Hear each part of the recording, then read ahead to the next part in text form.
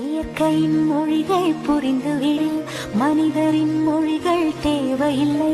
இதயத்தின் மொழிகள் புரிந்துவிடு, மனிதர்க்கு மொழியே தேவையில்லை. காற்றின் மொழி ஒலியா இசையா,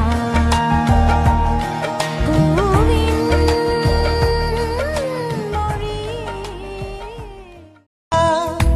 எழுதியதோ எனக்கெனவோ ஒரு கவிதையினை நான் அறிமுகமா மறைமுகமா அகம்புறமா விழியால் ஒரு வேள்வியா விடையாயிரு கேள்வியா உலகை மறந்தே